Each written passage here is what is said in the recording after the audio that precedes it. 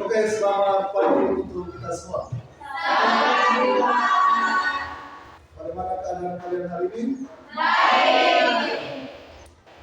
Oke, pada pagi hari ini kita akan melanjutkan pembelajaran kita dengan materi kehidupan politik dan ekonomi pada masa reformasi. Sebelum mulai pembelajaran pada pagi hari ini, saya minta kepada Adik Laura untuk membawakan kita dalam doa. Mari kita menyiapkan hati dan pikiran kita untuk berdoa. Dalam nama Bapa dan Putra dan Roh Kudus. Amin.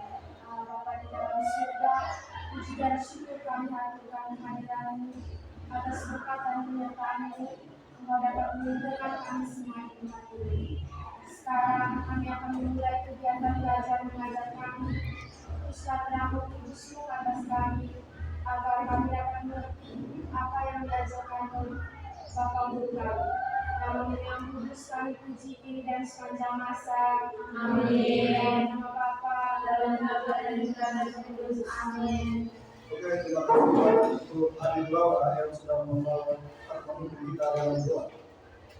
Hari ini ada berapa orang yang tidak hadir? Ya, ada 4 orang yang tidak hadir. Harapan Pak, pada pertemuan selanjutnya mereka bisa mengikuti pembelajaran sehingga materinya tidak ketinggalan. Oke, silakan mempersiapkan segala sesuatu keperluan yang berkaitan dengan pembelajaran kita pada pagi ini.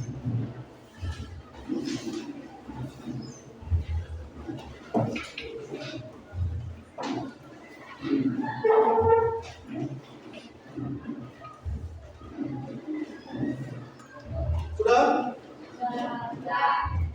Oke, tujuan pembelajaran yang ingin dicapai hari ini, yang paling pertama itu adalah menganalisis kehidupan politik dan ekonomi pada masa reformasi.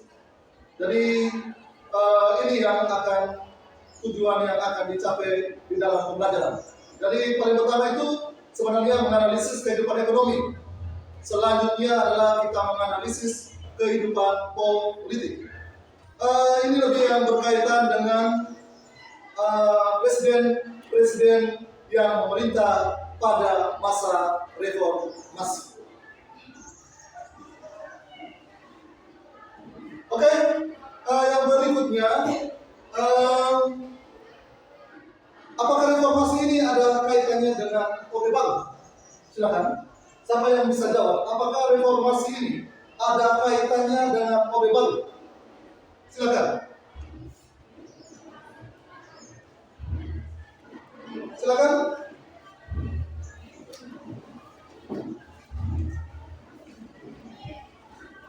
Ya.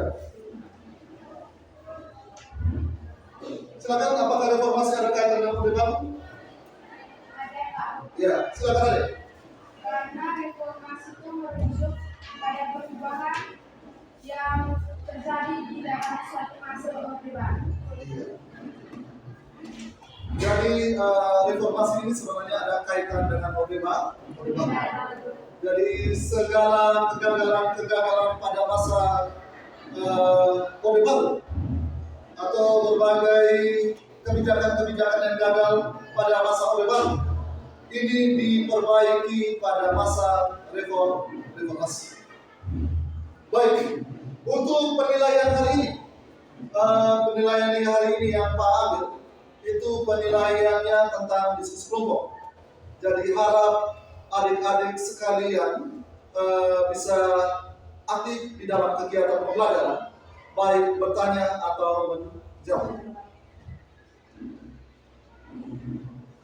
Oke, yang berikutnya, apa itu reformasi menurut kalian? Apa itu reformasi menurut kalian?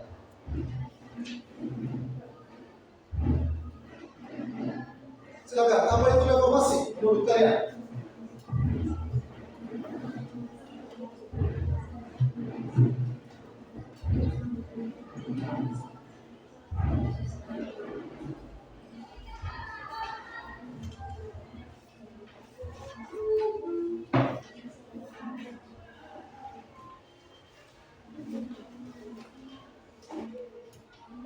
Silakan.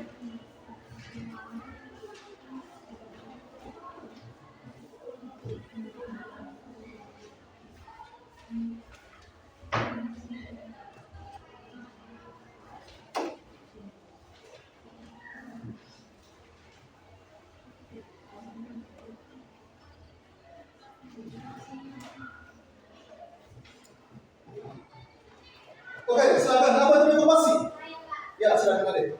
Menurut saya, reformasi adalah perubahan yang mendasar di berbagai seni kehidupan. Iya.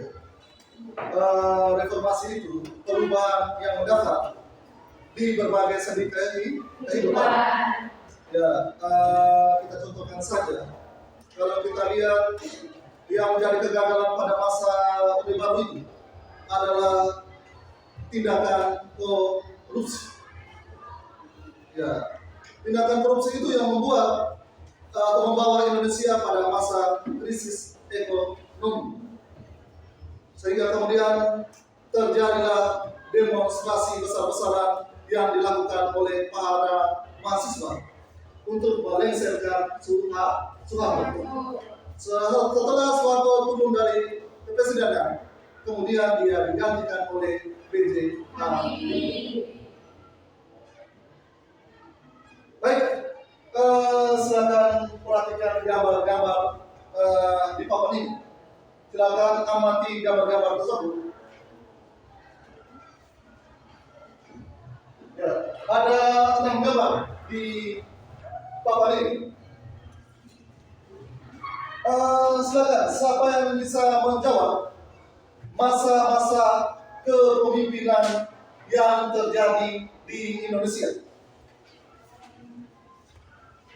Ya, bisa menggolongkan masa pada Orde Lama atau presiden yang memerintah pada masa Orde Lama, presiden yang memerintah pada masa Orde Baru, dan presiden yang memerintah pada masa reformasi. Lihat gambar-gambar di depan. Silakan amati dulu. Kemudian yang mau menjawab, Orde Lama dimulai dari nomor berapa? Silakan amati dulu. Yang mau jawab silakan angkat tangan. Silakan yang mau jawab silakan angkat tangan. Mungkin nona-nona di samping itu atau nona-nona di sebelah sini silakan yang mau menjawab. Masa Orde Lama dimulai dari nomor berapa? Atau nomor ini silakan yang mau menjawab. Ya, kalau kita lihat di Indonesia itu dimulai dari Orde Lama. Setelah Orde Lama itu masa Orde Baru. Setelah Orde Baru yaitu masa reformasi. Sampai sekarang ini orang sebut dengan masa reformasi. Silakan. Siapa yang mau menjawab? Masa Orde Lama itu presidennya dimulai dari siapa? Ya. Ada tangan, silakan dengan tangan dia aja. Ya, tepuk tangan. Baik. Masa Orde Lama itu dimulai dari masa pemerintahan Soekarno. Oke, yang berikutnya, siapa bisa jawab dari gambar ini presiden yang memerintah pada masa Orde Baru? Ya, Brian silakan menjawab. Ya, kalau pada masa Orde Baru adalah Soeharto. Ya, Pak sudah jelaskan tadi bahwa Soeharto ini jatuh diakibatkan oleh krisis ekonomi yang terjadi pada tahun 1998. Demonstrasi yang dilakukan oleh para mahasiswa ini yang membuat Soeharto jatuh dari kursi ke presidenan dan digantikan oleh wakilnya yaitu B.J. Habibie. Bisa dipahami? Bisa. Oke, kita lanjutkan yang berikutnya. Presiden yang memerintah pada masa reformasi. Silakan angkat tangan yang mau menjawab.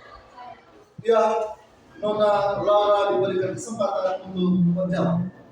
pada masa Presiden B.J. Habibie. Mungkin ada yang lain lagi mau menambahkan? Ya, kita mulai dari mana ini, silakan. Presiden Indonesia pada masa reformasi yang pertama B.J. Habibie, Oke. yang kedua Abdul Hamid, yang ketiga Megawati Soekarno Putri, yang keempat Susilo Bambang Yudhoyono. Oke, tepuk tangan untuk dia. Secara lengkap yang berkaitan dengan presiden pada masa reformasi. Sekali lagi, yang pertama B.J. Habibie. Yang kedua adalah kalau tidak tahu aku nama baik, orang sebut dengan Gus Dur. Yang ketiga adalah Soekarno Putri. Yang terakhir adalah Susilo Bambang Yudhoyono. Oke, silakan kalian membentuk kelompok untuk kita presentasi. Pada pagi hari ini kalian dibagi dalam 4 kelompok. Ya.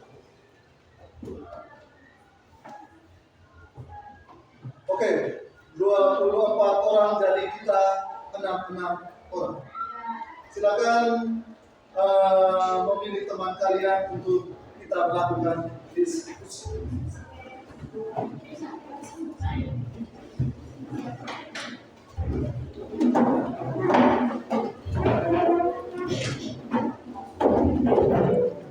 Oke, Alex, yang belakang itu bisa bergabung di sini. 2 orang belakang bisa bergabung. Kamu tetap di situ. Silakan tetap di situ. Yang lain itu kelompok yang biasa itu kamu di kelompok. Ya. 3 yang ada. Oke, kelompok 1 yang bahas tentang adalah kelompok ini.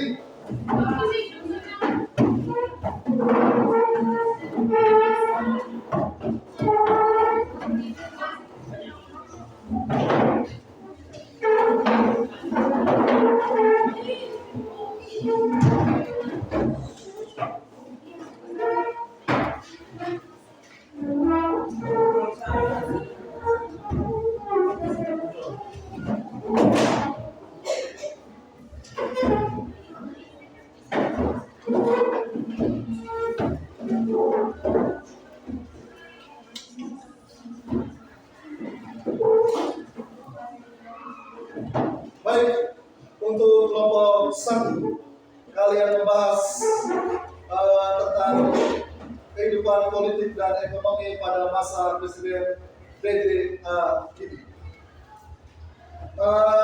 Kelompok 2 ini membahas tentang kehidupan politik dan ekonomi pada masa Abdul Rahman Wahid.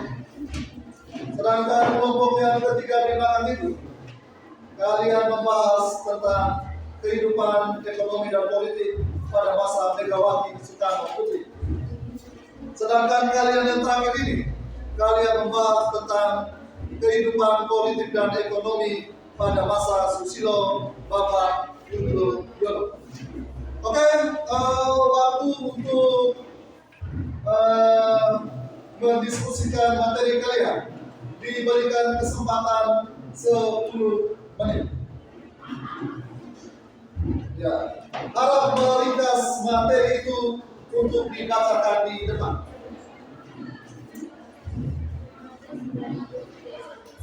Silakan mulai dari sekarang.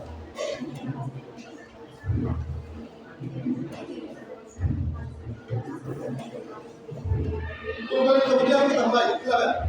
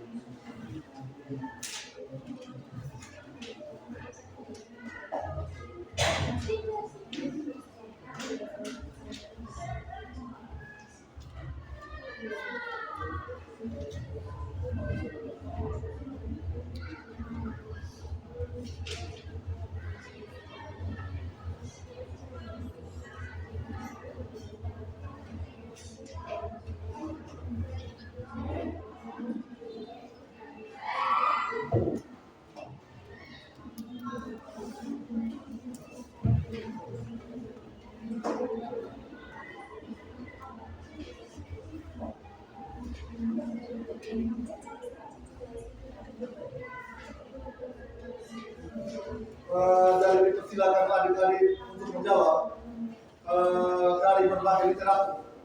Kalau ambil dari internet juga tidak apa-apa.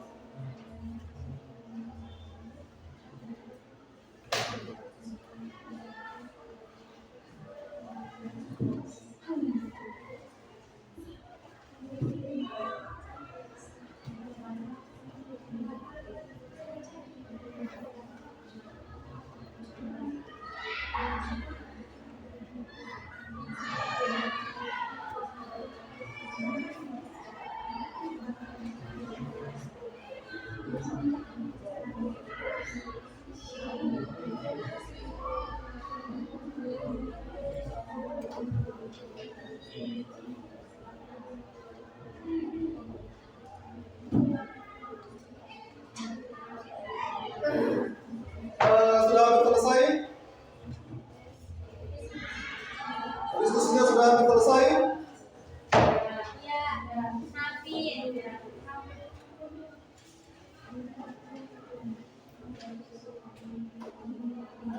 Lalu kita diskusi lagi 5 menit lagi.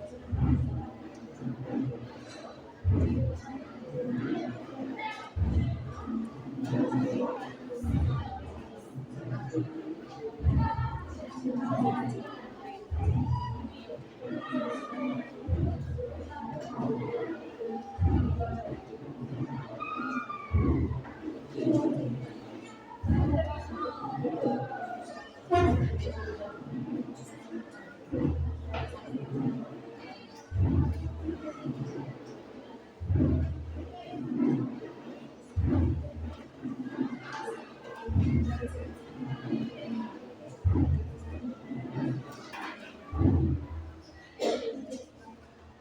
sudah selesai? Silakan, sudah selesai? Sudah selesai adik-adik? Oke. Kalau sudah selesai, saya minta kelompok 1 untuk maju presentasi.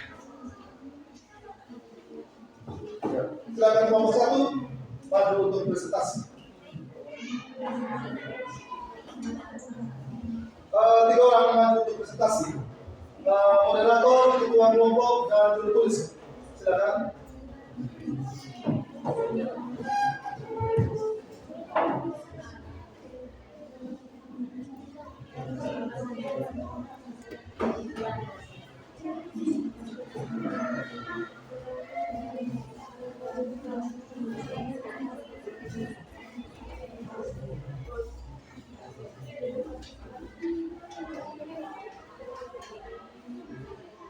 Ya, silakan sudah kelompok 1. Kalau kita yang lain menyimak apa yang disampaikan oleh kelompok 1.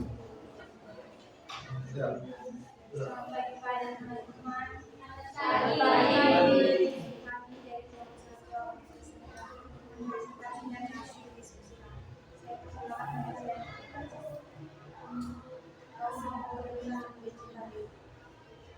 Pada 22 Mei 1998, Presiden B.J. Habibie menandatangani Kabinet Reformasi Pembangunan dengan tujuan memperbaiki kondisi ekonomi sebagai program prioritas. Ada upaya yang dilakukan untuk memperbaiki kondisi ekonomi Indonesia, di antaranya sebagai berikut. Yang pertama, melakukan rekapitulasi perbankan. Yang kedua, melikuidasi bank-bank yang bermasalah. Yang ketiga, menaikkan nilai tukar rupiah terhadap dolar. Yang keempat, merekonstruksi kembali ekonomi Indonesia. Yang kelima, melaksanakan reformasi ekonomi yang memberikan IMF kepada Indonesia. Pada tanggal 10 sampai tanggal 13 November 1998 diadakan sidang istimewa MPR yang menghasilkan 12 ketetapan anggota MPR untuk melaksanakan agenda reformasi. Ketetapan MPR tersebut diantaranya sebagai berikut. Yang pertama, TAP MPR nomor 8 tahun 1998 tentang amandemen Undang-Undang Dasar 1945. Yang kedua, TAP MPR nomor 13 tahun 1998 yang membatasi masa jabatan presiden dan wakil presiden maksimal 2 periode pemerintahan. Yang ketiga, TAP MPR nomor 18 tahun 1998 tentang Pancasila yang juga kami dijadikan asas tunggal berbangsa dan bernegara. Yang keempat, TAP MPR nomor 14 tahun 1998 tentang pencabutan TAP MPR nomor 3 tahun 1998 tentang pemilu.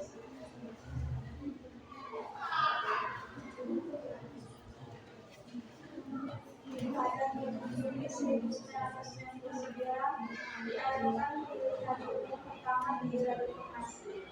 Jumlah peserta pemilu 1999 adalah 48 partai politik.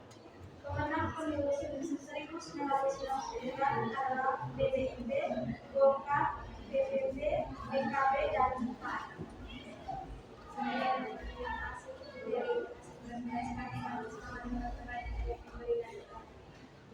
Baik, sudah diberikan kesempatan kepada teman-teman untuk melakukan tanya jawab. Ya, silakan kepada moderator untuk memimpin diskusi tanya jawab kita. Silakan.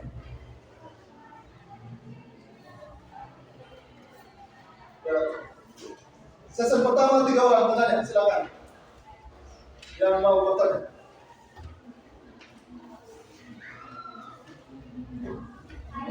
Ya.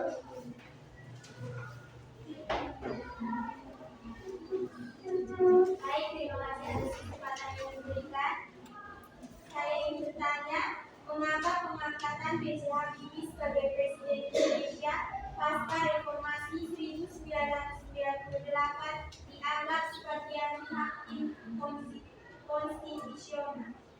konstitusional.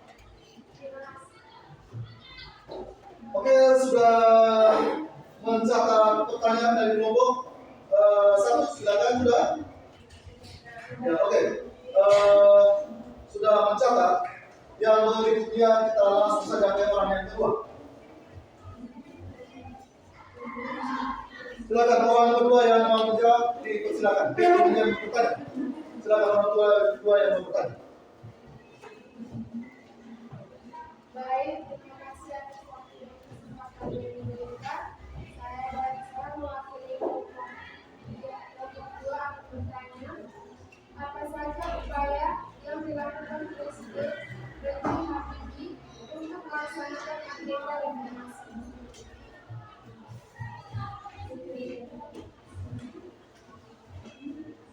Ada sudah mencatat pertanyaannya? Sudah. Oke, kita ke pertanyaan yang ketiga. Silakan orang ketiga yang mau bertanya.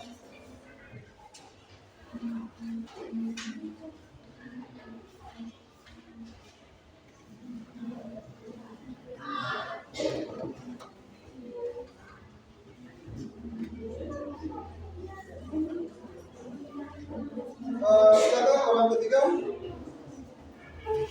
Ya. Masih atas waktu kesempatannya. Menurut kelompok, sudah sepatkah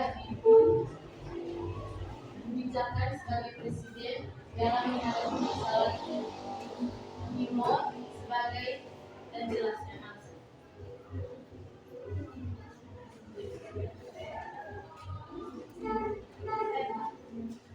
Oke, kita tiga pertanyaan. Mereka menjawab, baru kita lanjutkan sesi kedua dengan satu pertanyaan. Silakan kelompok untuk menjawab pertanyaan dari teman-teman.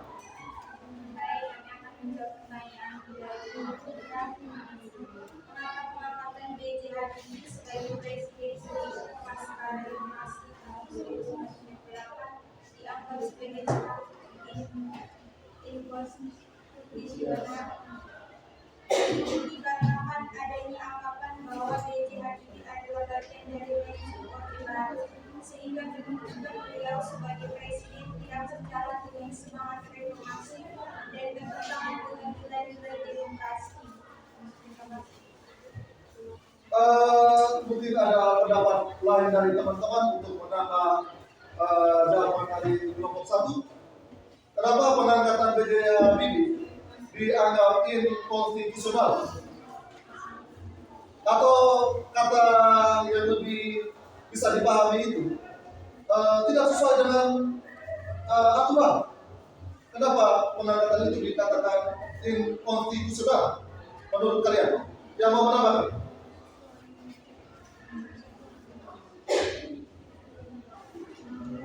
Ya, menurut kalian, kenapa inkonstitusional?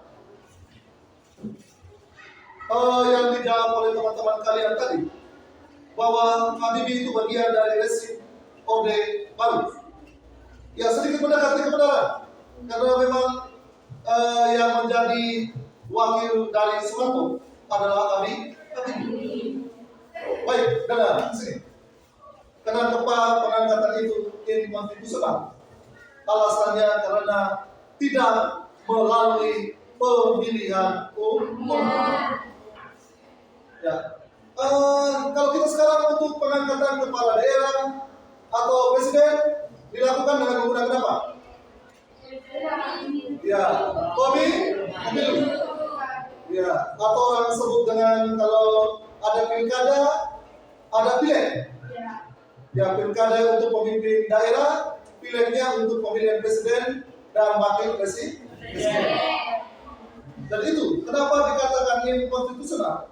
Karena tidak melalui pemilu. Sudah bisa dipahami semua? Ya. Kita lanjutkan yang berikutnya.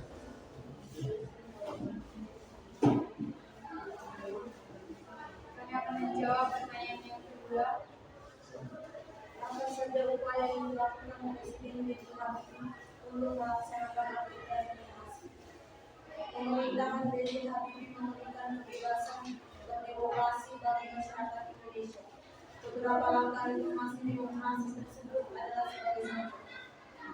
Yang pertama, membentuk tim gabungan pencari fakta atau PGPR untuk menyelesaikan masalah kerusuhan pada tanggal 13 sampai tanggal 14 Mei 1998 yang diketuai Mahatma Gandhi. Yang kedua, mengeluarkan Undang-Undang Nomor 9 Tahun 1998 tentang kemerdekaan menyampaikan pendapat muka umum dan tata cara berdemokrasi. Oke, mana yang bertanya tadi? Apakah sudah bisa diterima? Silakan yang bertanya tadi, apakah sudah bisa diterima? Oke, kalau kita lihat kebijakan yang dilakukan oleh B.J. Habibie, kalau kebijakannya, kalau kamu lihat paling pertama itu di bidang ekonomi. Yang dilakukan yang paling pertama, merekapitulasi perbankan. Ya, dia harus menghitung dulu bank-bank di Indonesia. Yang kedua, melikuidasi bank-bank yang bermasalah.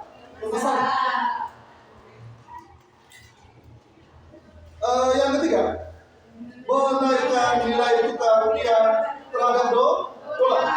Penting atau tidak ini?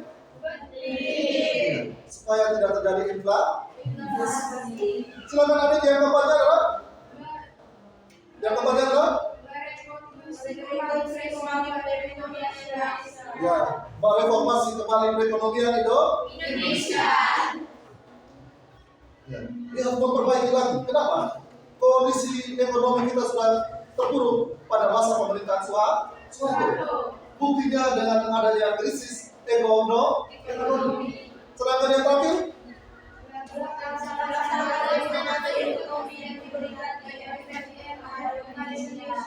ya, melaksanakan reformasi ekonomi sesuai dengan saran yang diberikan lembaga IMF.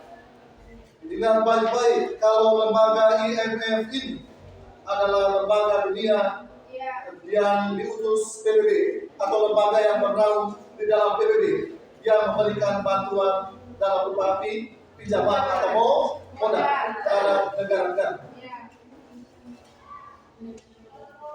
Oke, silakan kita masuk ke sesi kedua.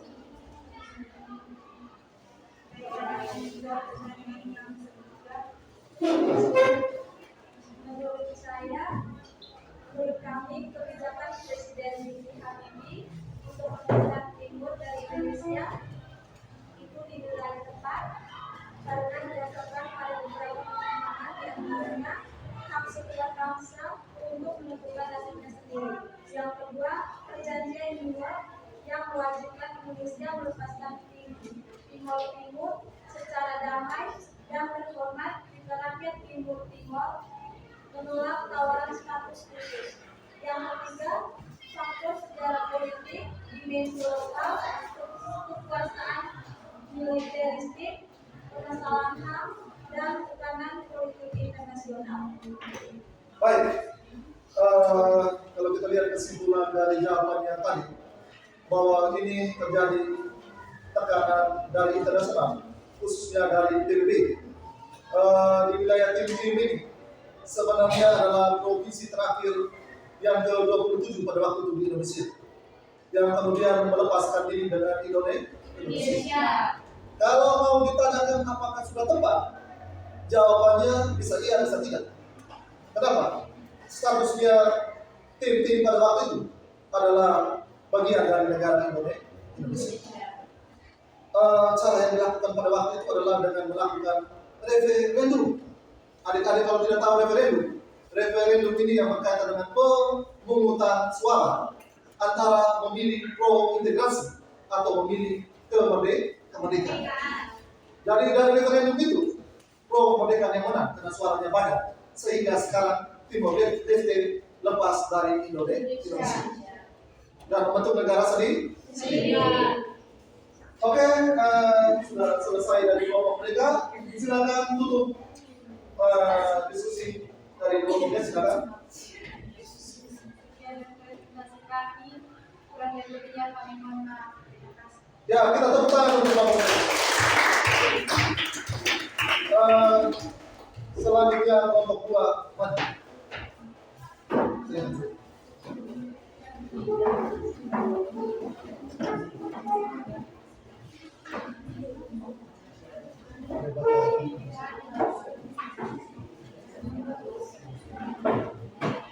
Ya, silakan kelompok 2 untuk maju.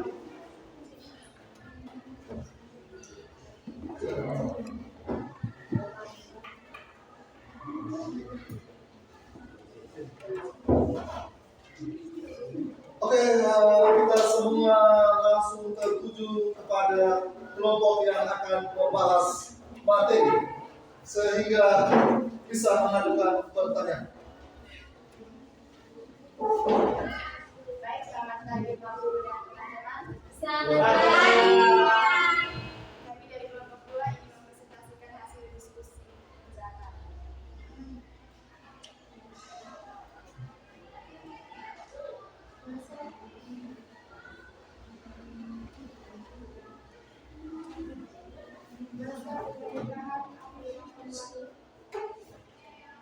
Masa pemerintahan Abdul pada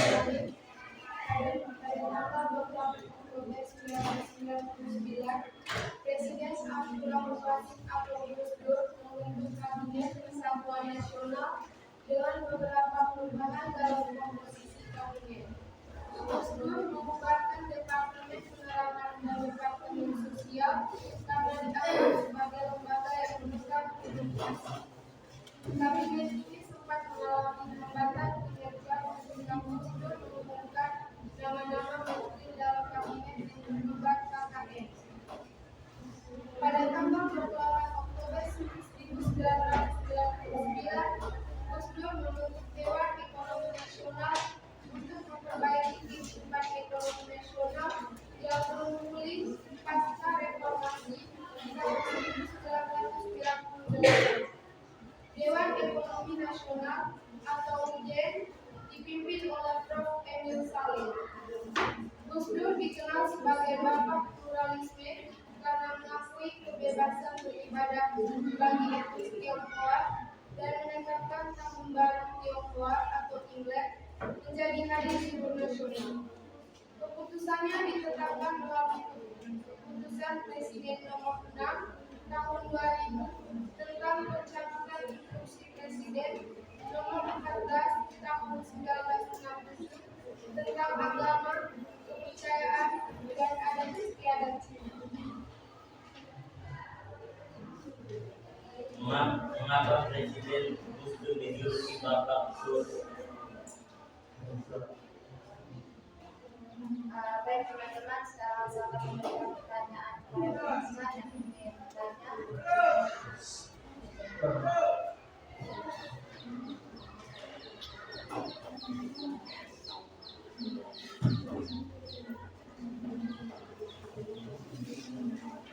Oke, silakan yang mau bertanya.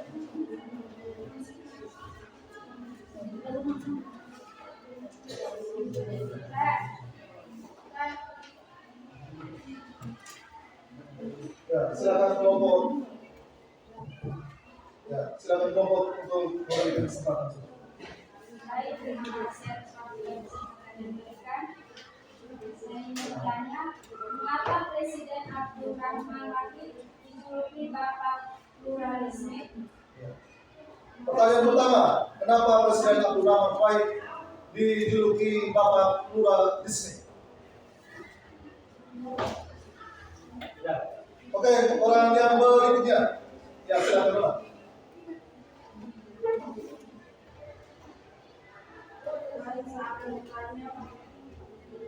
Apa alasan Presiden Abdul Rahman Wahid membubarkan dua lembaga pada masa kepemimpinan? Alasan Presiden Abdul Rahman Wahid membubarkan dua departemen pada masa pemerintahannya. Itu pertanyaan kedua. Silakan, pertanyaan yang ketiga untuk sesi pertama. Ya, silakan lagi. Bagaimana pendapat Anda mengenai kebijakan Presiden Abdul Rahman Wahid dalam menghadapi gerakan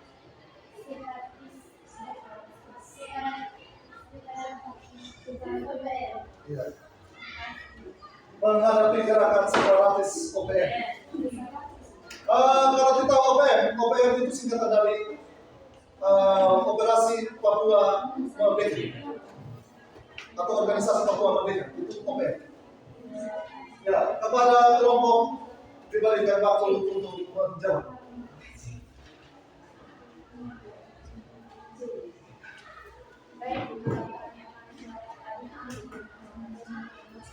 Dari Cindri. Ya, Pak Cindri silakan. Silakan. Mengapa Presiden Abdul Rahman Baik dijuluki bapak Pluralisme. pluralisme karena komitmennya yang kuat terhadap toleransi dan keberagaman di Indonesia. Bagaimana cara jawabannya? Pas. Baik, pluralisme. Kata kunci pluralisme itu adalah keberagaman. Ya, kalau kita lihat di dalam itu, hal yang paling menonjol itu dia memberikan kesempatan terhadap warga Tionghoa untuk melakukan hari raya Imlek. Ya, itu pada masa kebijakan, pada masa Gus Dur. Ini menunjukkan bahwa Gus Dur ini sangat pluralisme. Dari pluralisme itu intinya adalah keberagaman, menghormati keberagaman. Ya, seperti semua yang Merdeka Tunggal Ika itu berbeda-beda tetapi tetap satu. Oke, kita lanjut yang berikutnya. Baik, sekarang kami akan menjawab dari pertanyaan Rosmina dari kelompok 1. Apa alasan Presiden Abdul Rahman Wahid membubarkan dua departemen pada masa kepemimpinannya? Di sini kami mendapatkan dua jawaban, yaitu yang pertama Departemen Penerangan dan Departemen Sosial. Pertama, Departemen Penerangan. Alasannya adalah untuk mendorong kebebasan pers dan mengurangi kontrol pemerintah terhadap media. Wahid percaya bahwa departemen ini selalu berwenang dalam mengontrol informasi dan membatasi kebebasan pers. Yang kedua, Departemen Sosial. Alasannya adalah untuk mendorong peran masyarakat sipil dan mengurangi peran pemerintahan dalam urusan sosial. Wahid berpendapat bahwa departemen ini terlalu berwenang dalam mengatur urusan sosial dan mengangkat peran masyarakat sipil. Bagaimana terhadap adik tadi yang mau bertanya tadi, sudah pas atau tidak? Oke. Ini sebenarnya keputusan yang cukup kontroversial. Kenapa? Membubarkan dua departemen. Departemen yang pertama yang dibubarkan itu adalah Departemen Penerangan, sedangkan departemen yang kedua adalah Departemen Sosial. Kenapa kedua-duanya itu harus dibubarkan? Itu alasannya karena memang kedua departemen itu menghambat demokrasi. Kenapa tanya demokrasi, kalian tahu jawab? Apa itu demokrasi? Siapa yang bisa jawab? Apa itu demokrasi? Pemerintahan dari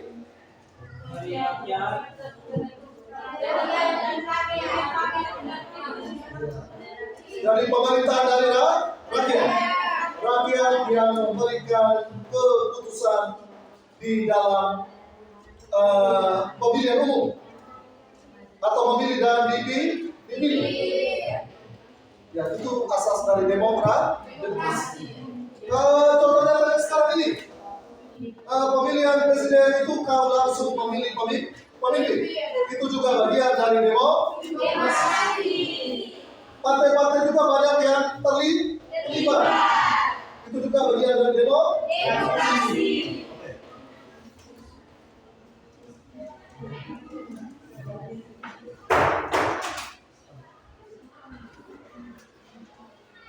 Baik, di sini kami menjawab pertanyaan di nomor 13. Presiden Abdul Rahman Wahid menghadapi dilema dalam menangani gerakan sistematis organisasi Papua Merdeka atau UPM. Yang pertama, dialog dan reproduksi. Yang kedua, deklarasi otonomi khusus. Yang ketiga, penanganan konflik. Dan yang keempat, evaluasi kebijakan. Baik, itu cara-cara yang dilakukan oleh Abdul Rahman Baik untuk mengatasi OPM. Ya, kalau kita lihat salah satunya tadi adalah dengan mengadakan dialog. Ya, pada masa Gus Dur ini juga dia memberikan kebebasan terhadap OPM untuk mengibarkan bendera bintang kejora. Oke, kita lanjut ke sesi kedua. Silakan yang mau bertanya di sesi kedua.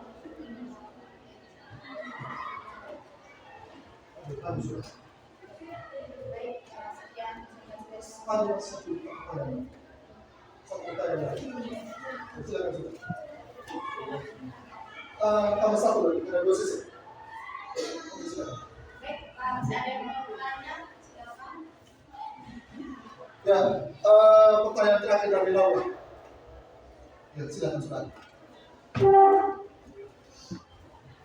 Terima kasih untuk kesempatan yang diberikan kepada saya. Di sini saya mau bertanya tentang apa saja konflik yang terjadi di antara Presiden Abdurrahman Wahid dengan DPR. Ya. Apa konflik yang terjadi antara Abdul Rahman Baik dan DPR? Kalian semua diberi kesempatan untuk menjawab. Seperti penyampaian Pak tadi, penilaian kita untuk kali ini penilaian dalam diskusi yang berkaitan dengan aktif, bertanya dan menjawab. Silakan, siapa yang bisa menjawab?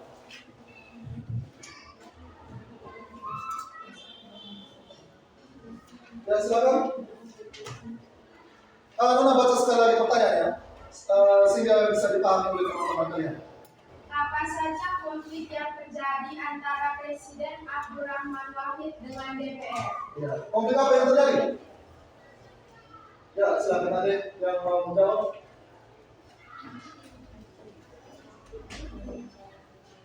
Konflik yang terjadi antara Abdurrahman Wahid dan DPR yang pertama, satu, ketidakpercayaan dan kurangnya dukungan. Yang kedua, tuduhan pelanggaran konstitusi.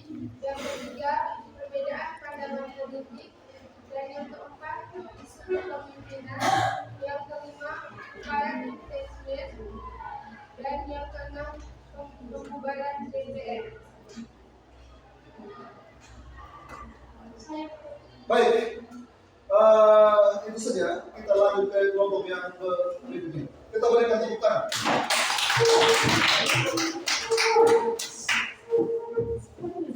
Terima kasih.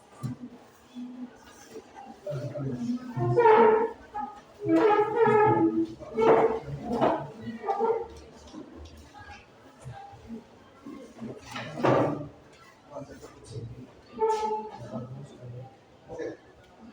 Selamat pagi teman-teman semua. Kami dari kelompok 3 Masa pemerintahan Megawati Soekarno-Putri.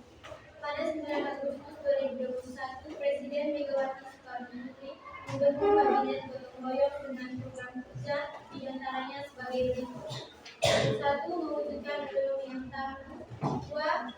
Meningkatkan perkembangan Indonesia. 3. Memantapkan peran dan fungsi TNI dan Polri. 4. Mewujudkan adanya supremasi dalam upaya mengatasi masalah korupsi yang semakin meningkat. Presiden Megawati membentuk Komisi Pemberantasan Korupsi atau KPK pada 2003. Selain itu, dibentuk juga Mahkamah Konstitusi pada 15 Agustus 2003 dengan ketuanya Profesor Dr. Jimli Asyiddi Desa. Mahkamah Konstitusi dibentuk sesuai dengan hasil keputusan amandemen Undang-Undang Dasar 1945. Presiden Megawati mengeluarkan undang-undang untuk menetapkan situasi dan kondisi politik dalam negeri, yaitu Undang-Undang Nomor 12 Tahun 2003 tentang Pemilu, Undang-Undang Nomor 22 Tahun 2023 tentang Susunan dan Kedudukan DPR, MPR, DPD dan DPRD, dan Undang-Undang Nomor 23 Tahun 2003 tentang Pemilihan Presiden dan Wakil Presiden. Baik, kami silakan bertanya. Ya, 3 pertanyaan saja. Silakan sudah. Yang mau bertanya, lebih cepat. Silakan. Itu orang yang bertanya, silakan sudah. Saya Pak. Ya, silakan. Saya bertanya, sebutkan dua kebijakan ekonomi yang dikeluarkan oleh Presiden Megawati Soekarno Putri. Oke. Yang kedua, silakan. Ya, silakan aja. Jelaskan fungsi lembaga negara KPK dan MK yang dibentuk pada masa pemerintahan Megawati Soekarno Putri. Ya. Orang yang terakhir, silakan yang mau bertanya terakhir. Orang ketiga ya silakan Pak. Tuliskan program kerja dinas sebutkan program kerja kabinet gotong royong pada masa pemerintahan Megawati Soekarno Putri. Baik, silakan adik-adik untuk menjawab. Yang akan menjawab pertanyaan yang pertama itu privatisasi BUMN. Presiden Megawati menjual Indosat pada 2003 untuk menurunkan tingkat inflasi di Indonesia. Yang kedua, mengadakan pertemuan Paris Club 3 dengan IMF pada 12 April 2002 untuk membicarakan penundaan pembayaran utang luar negeri Indonesia. Selanjutnya, Presiden Megawati memutuskan kerjasama dengan IMF. Pertanyaan kedua, silakan. KPK dan MK dibentuk pada masa pemerintahan Megawati Soekarno Putri untuk memperkuat integritas dan keadilan di Indonesia. Komisi Pemberantasan Korupsi atau KPK dibentuk pada 2002 berdasarkan Undang-Undang Nomor 30 Tahun 2002. Fungsinya itu untuk mencegah dan memberantas korupsi melalui koordinasi supervisi, menyelidiki, dan melakukan penuntutan. Sedangkan Mahkamah Konstitusi itu fungsinya menguji undang-undang terhadap konstitusi dan konstitusi. Baik, dengar. KPK, Komisi Pemberantasan Korupsi. Sedangkan Mahkamah Konstitusi ini fungsinya adalah untuk menyelesaikan sengketa pemilu. Iya. Kamu lihat baru-baru itu sengketa pemilu itu diselesaikan melalui Mahkamah Konstitusi. Oke, kita lanjut lagi menjawab pertanyaan yang berikutnya. Saya menjawab pertanyaan ini. Kabinet gotong royong dengan program kerja diantaranya sebagai berikut: mewujudkan ekonomi yang tangguh, menjadikan pertahanan Indonesia, menancapkan peran dan fungsi TNI dan Polri, mewujudkan adanya supremasi. Ya, itu program-program kerja pada masa Megawati Soekarno Putri. Baru sekali lagi ada program sedikit tadi. Yang pertama, program pertama tadi. Ya, mewujudkan otonomi yang tangguh. Yang kedua, Meningkatkan perbankan Indonesia. ya, menyiapkan perbankan Indonesia. Yang ketiga, Memantapkan peran dan fungsi TNI dan Polri. ya, memantapkan peran dari TNI dan Polri. Yang terakhir, Mewujudkan adanya supremasi hukum. ya, mewujudkan supremasi hukum.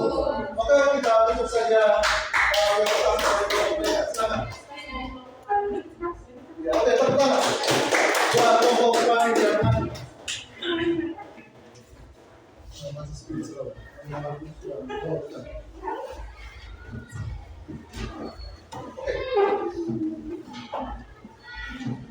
Selamat pagi Pak, selamat pagi teman-teman.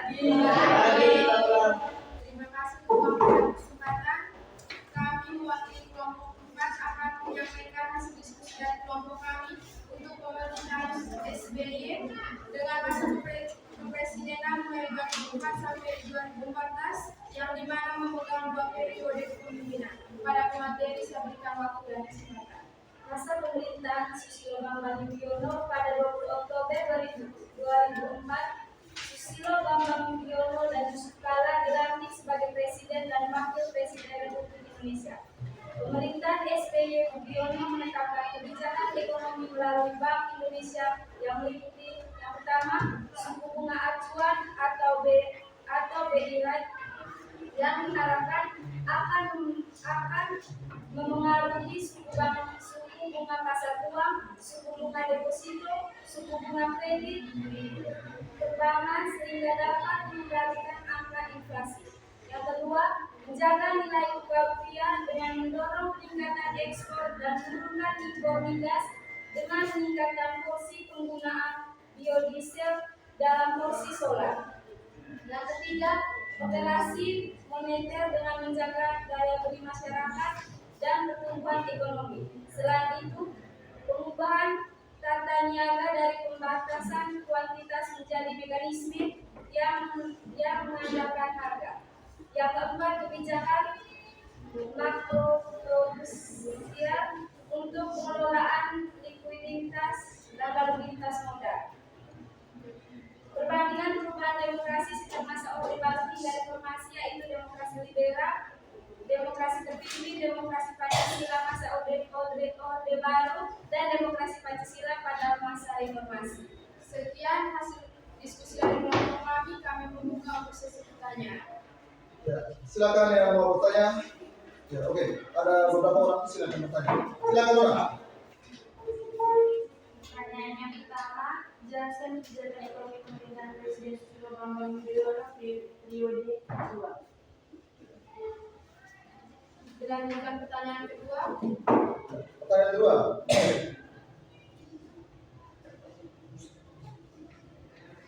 Silakan saudara.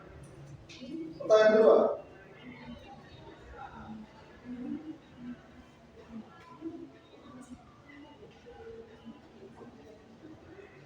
Apakah sudah tidak ada pertanyaan? Silakan. Lagi satu pertanyaan, silakan. Lagi satu pertanyaan.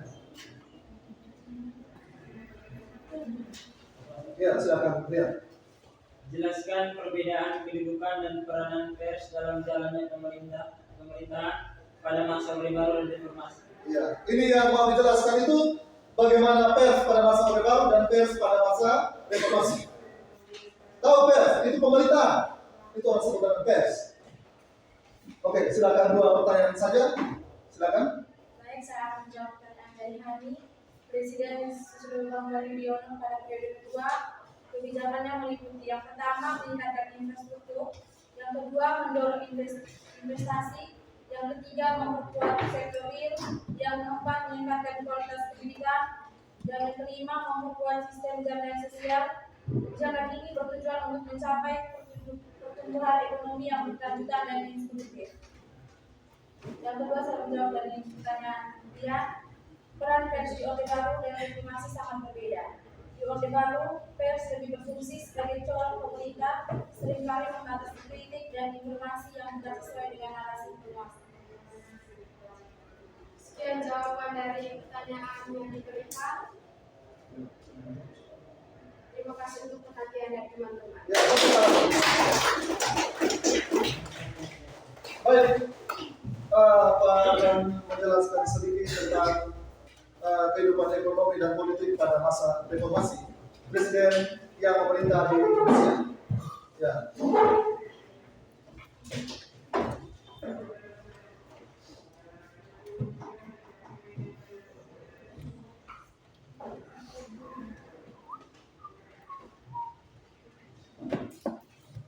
Baik. Kalau kita lihat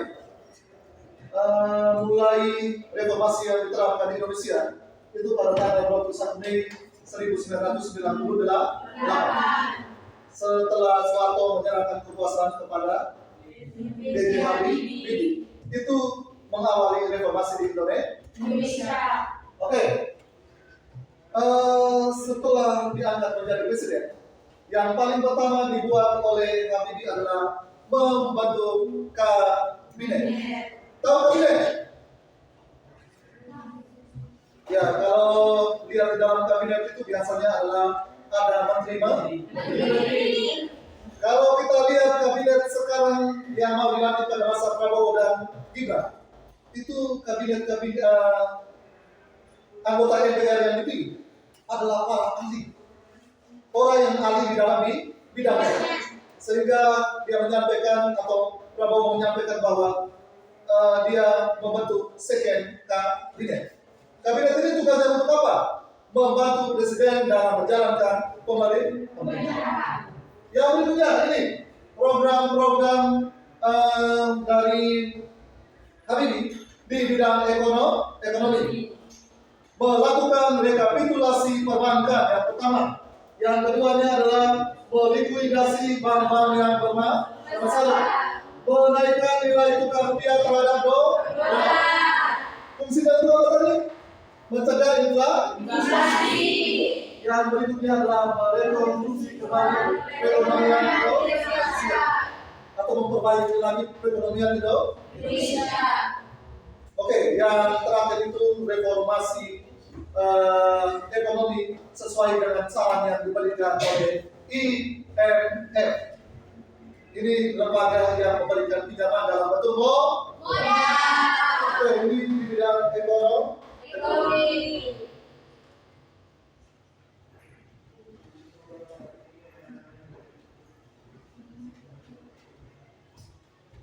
Ya, yang berikutnya ini di bidang politik.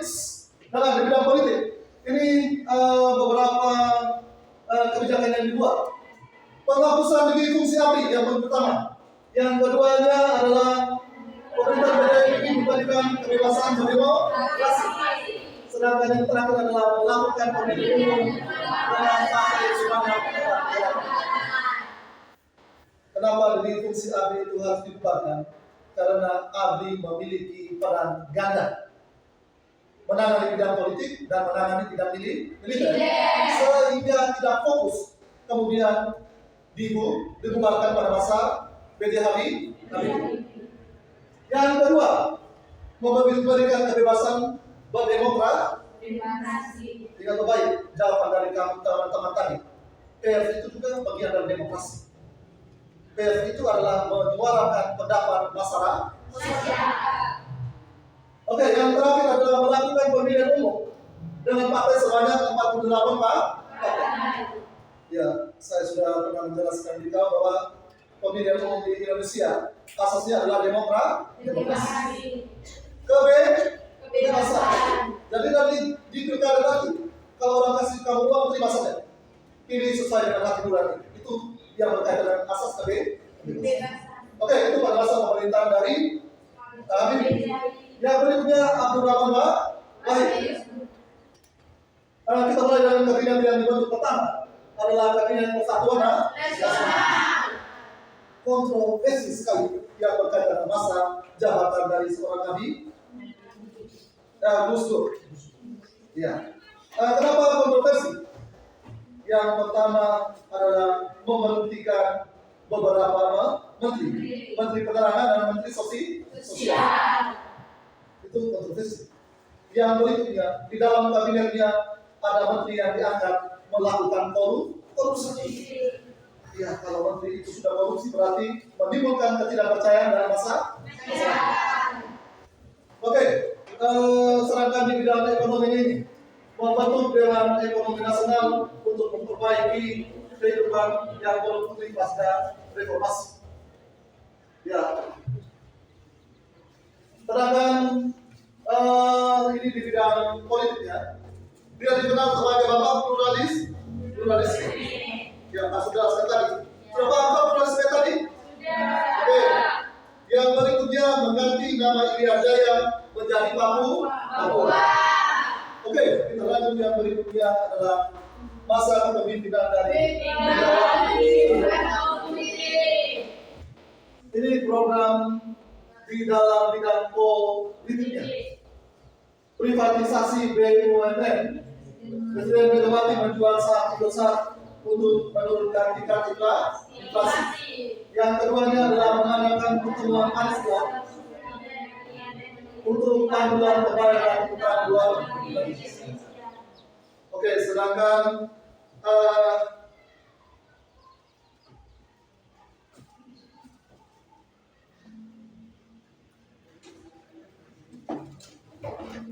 ini di bidang politiknya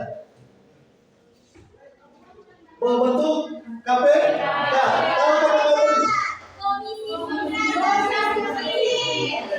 Yang berikutnya adalah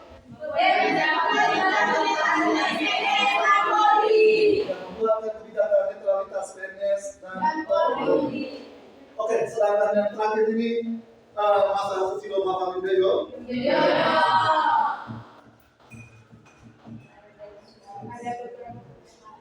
Ya, lihat kabinet yang dibentuknya. Kabinetnya namanya apa? Indonesia Bersatu. Ya, Indonesia Bersatu. Bersatu. Ini kebijakan di bidang ekonomi. Melunasi hutang Indonesia kepada IMF. Menaikkan anggaran tahu bos? Tahu. Biaya Ya, biaya operasional sekolah.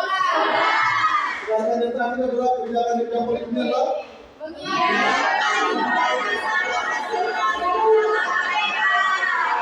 oke, hanya ini saja penambahan dari Pak.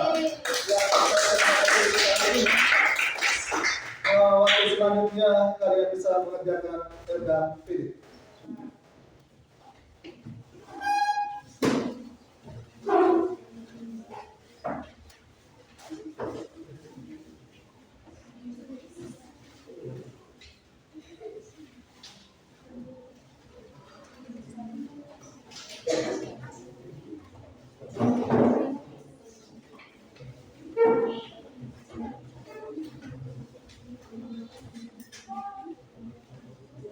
Oke, KPD-nya hanya 2 nomor.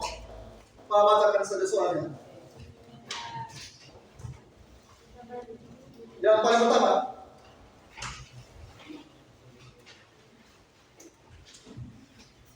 apa pengaruh reformasi? Apa pengaruh reformasi? Apa pengaruh reformasi terhadap kehidupan kita sekarang ini? Terhadap kehidupan kita sekarang ini.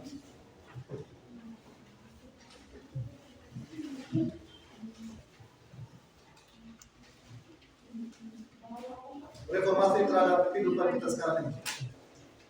Yang kedua,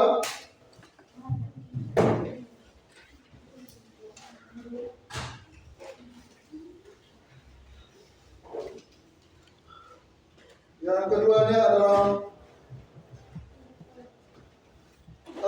tulislah program kerja kabinet gotong royong pada masa pemerintahan Megawati Soekarno Putri.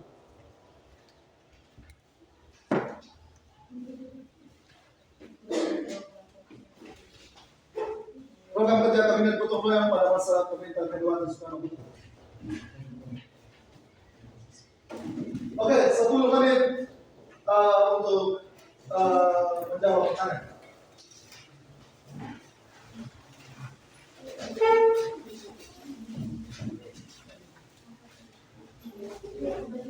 Nanti dijawab saja. Silakan nanti yang bisa menjawab langsung angkat tangan untuk menjawab.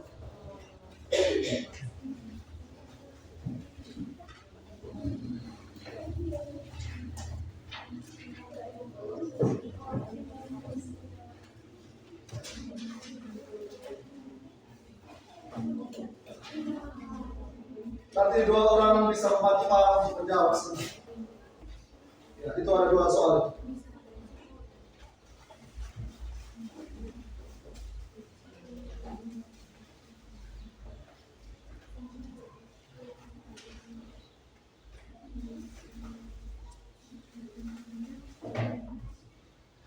Sudah ada ini?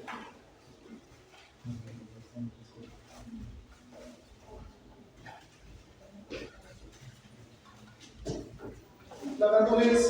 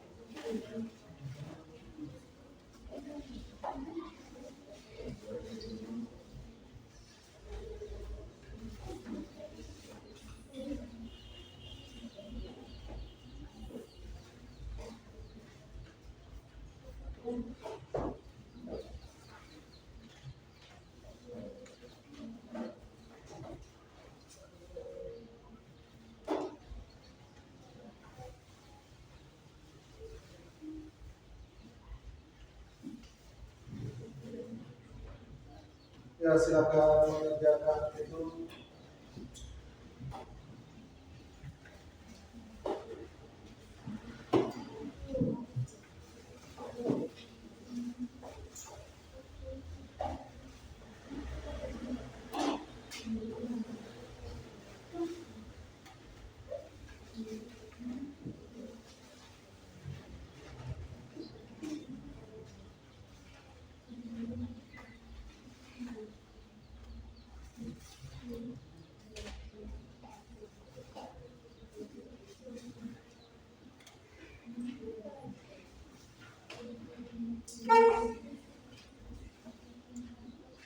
Yang di belakang sudah nomor berapa?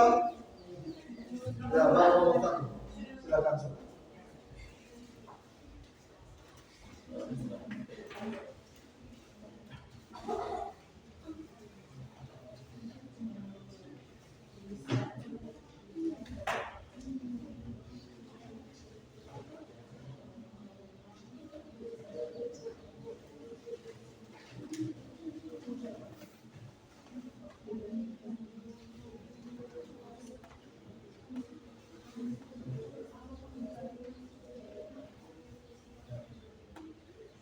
Baik, kita mulai dengan menjawab LKPD yang diberikan tadi. Silakan kepada adik-adik yang mau menjawab, dipersilakan. Ya, silakan. Menurut saya, kehidupan masyarakat Indonesia pada masa reformasi ditandai dengan adanya kebebasan berekspresi yang memungkinkan munculnya berbagai bentuk rasa menghadapi media serta kebijakan pemerintah dan kebebasan hati nurani mata individu. Iya, benar sekali. Tepuk tangan untuk Bapak.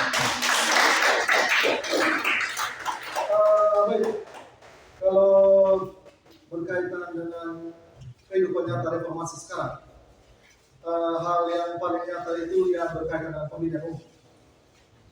Ya, kalau kita lihat pemilihan umum sampai sekarang, partai yang terlibat juga di kisaran 15 sampai dengan 20 partai. Itu menunjukkan bahwa ada demokrasi di dalamnya. Itu berkaitan dengan partai. Yang berikutnya, pemberlakuan yang sama di bidang hukum. Tidak ada mengaktifkan orang-orang tertentu di dalam hukum.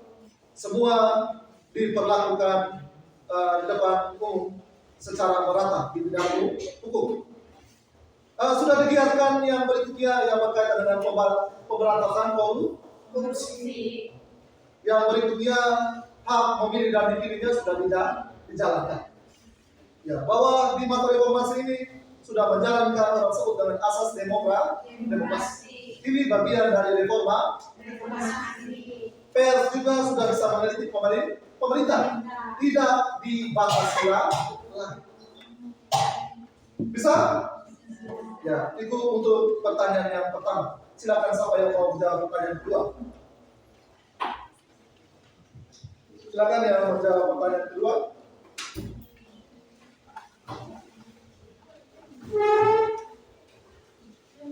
Ya, silakan saudara. Jawab pertanyaan kedua.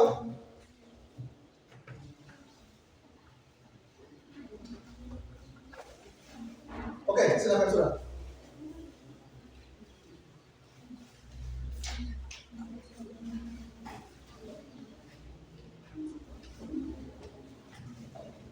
Yang sudah dapat, ya silakan. Oke. Pada tanggal 9 Agustus 2001, Presiden Megawati Soekarno Putri membentuk kabinet gotong-royong dengan program menjadi antaranya sebagai berikut. Yang pertama, mewujudkan otonomi yang tahu. Ya, otonomi yang tahu diberikan kebebasan terhadap setiap daerah.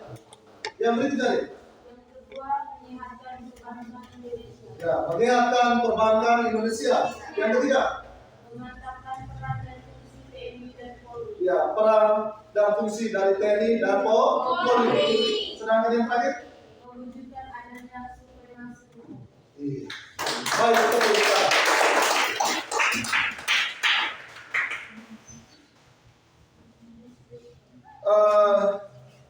silakan yang bisa menyimpulkan materi kita hari ini? Silakan yang bisa menyimpulkan materi kita hari ini. Ya, pembelajaran kita mulai dari masa pemerintahan B.B. Habibie sampai dengan pemerintahan Susilo Bambang Yudhoyono. Siapa yang bisa menyimpulkan? Silakan.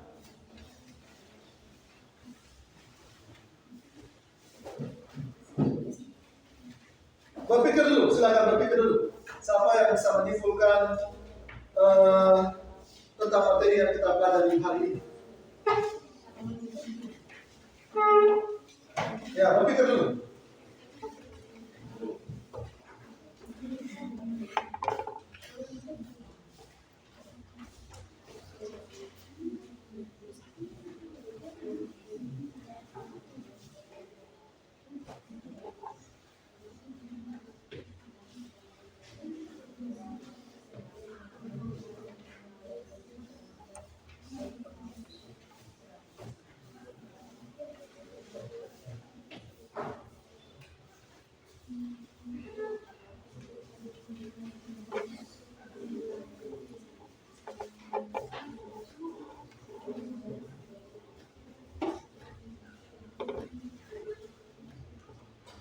Silakan satu orang yang bisa menyimpulkan materi kita pada hari ini.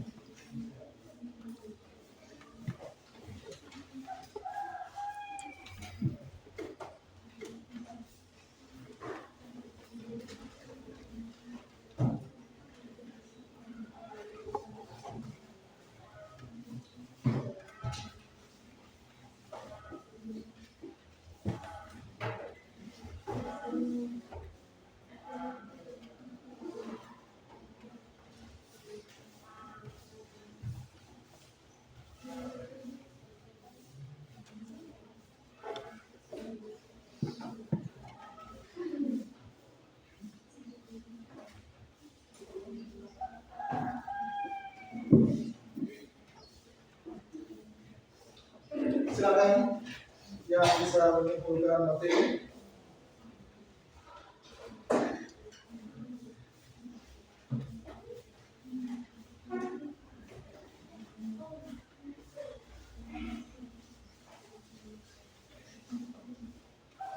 Ya, silakan.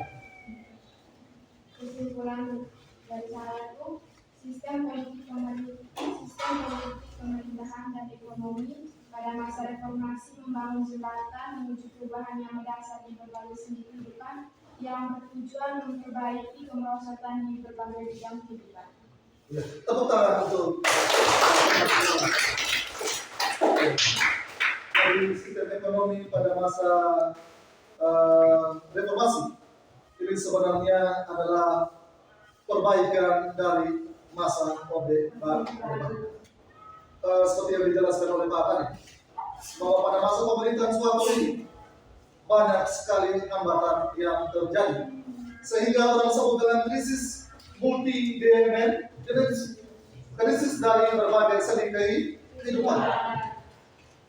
Bagaimana cara yang dilakukan untuk menanggulangi krisis tersebut? Dibuatlah agenda reformasi. Tujuannya, ingat baik, tujuannya adalah memperbaiki segala masalah yang terjadi pada masa Orde Baru. Contohnya tadi dibentuk KPK, fungsinya adalah untuk pemberantasan korupsi. Ini sebenarnya hasil koreksi pada masa Orde Baru. Kegagalan. Ya. Yang berikutnya tadi contoh, pers dilarang. Tetapi kalau kamu sekarang ini mau kritik bupati atau kritik presiden, itu tidak dilarang. Mau demonstrasi, tidak dilarang. Kenapa? Bagian dari demokrasi. Demonstrasi itu bagian dari demokrasi ada. Yang penting demonstrasi yang dilakukan secara baik. Ya, kita bagian dari menyuarakan pendapat. Kalau nanti itu yang orang bilang sudah tidak dan baik. Oke, sama juga Bapak jelaskan tadi di bagian hukum. Tapi kalau di bagian hukum sampai sekarang masih ada asas ketidakadilan. Hukum itu lebih berpihak kepada orang-orang yang milik uang sekarang ini. Masih sampai dalam kita sekarang ini. Benar tidak? Benar. Oke, ini saja kesimpulan. Yang berikutnya tuliskan refleksi kalian yang berkaitan dengan pembelajaran hari ini dan dikumpulkan. Ya, dan dikumpulkan. Ini refleksinya dan dikumpulkan. Ya.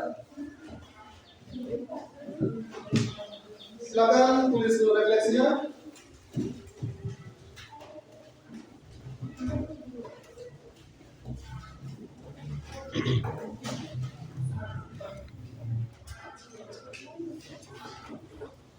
Ya, silakan.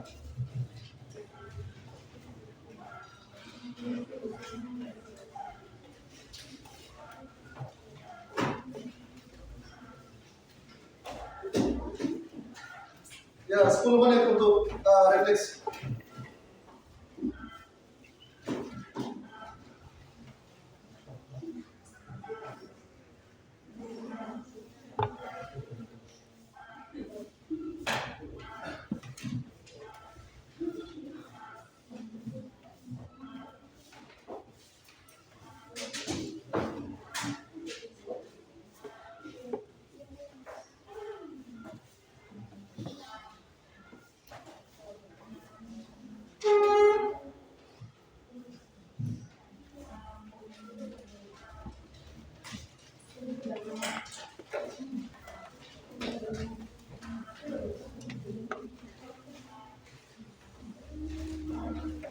Tulis baik-baik Bu, ya.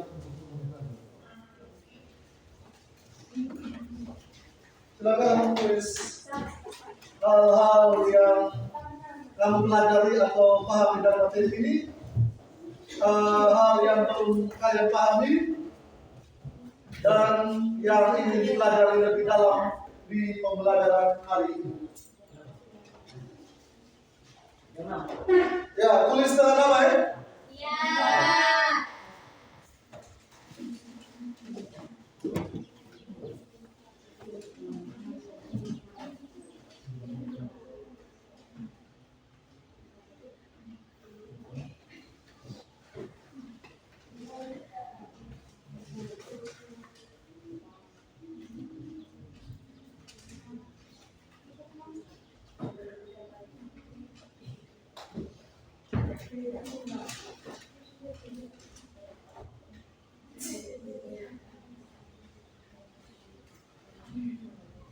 Yang di belakang baru nomor 1 atau nomor 2? 2. Ya, silakan lanjut. Ya, ada yang sudah nomor 3. Silakan.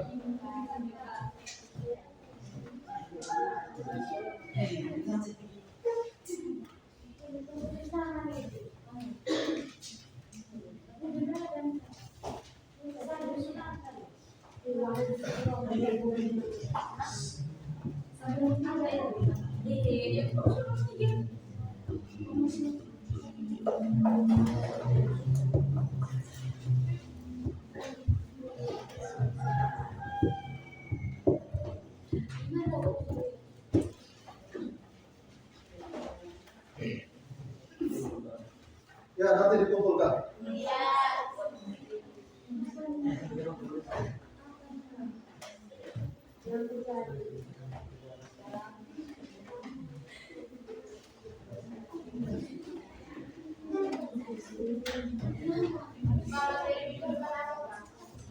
Baik, materi minggu depannya nanti kita akan membandingkan antara masa kehidupan ekonomi antara masa Susilo Bambang Yudhoyono, Abdurrahman Wahid, Habibie dan Megawati Soekarno Putri. Ya, nanti setelah pembelajaran selesai baru kita ulang.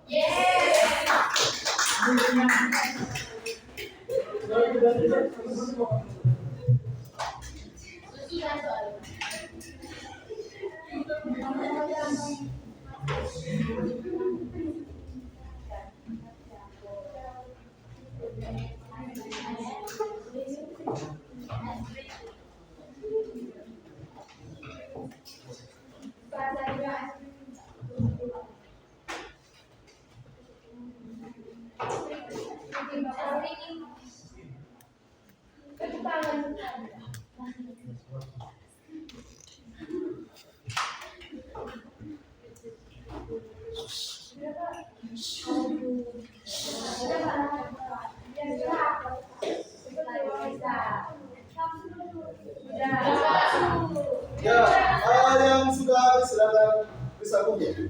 Yang sudah habis.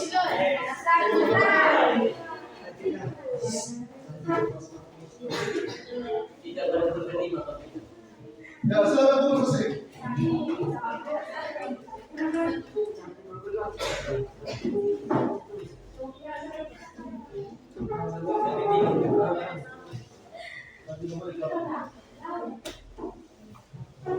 Oke, kita yang lain yang belum silakan lanjut kerja.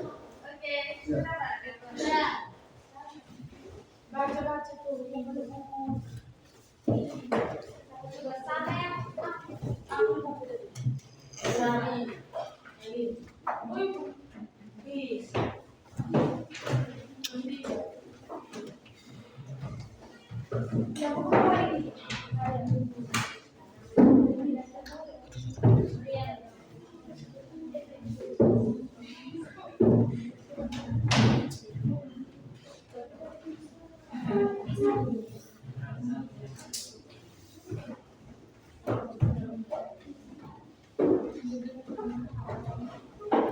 Yang belum habis itu lebih cepat sedikit. Cepat sore.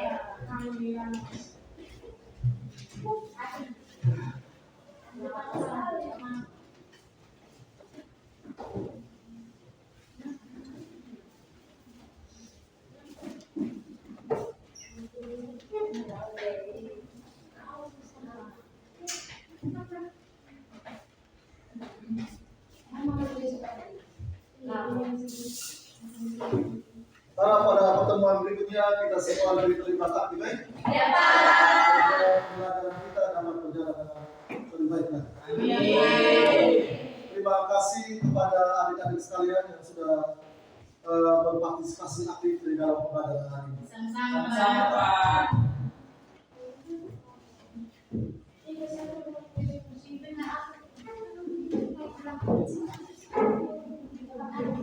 Ya, silakan berikan dulu. Baik.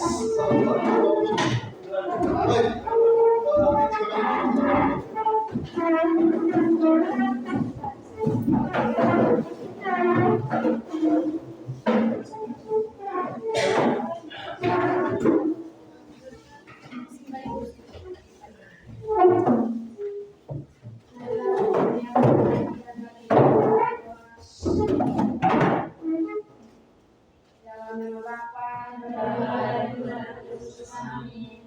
Tuhan Yesus, terima kasih untuk hari ini. Kami sudah menyelesaikan pembelajaran kami dan sekarang kami akan istirahat. Lindungilah kami dalam istirahat kami, agar kami dapat menjalankan tugas selanjutnya. Nama-Mu yang kudus kami puji kini dan sepanjang masa. Amin. Dalam nama Bapa dan Selamat siang, Selamat siang.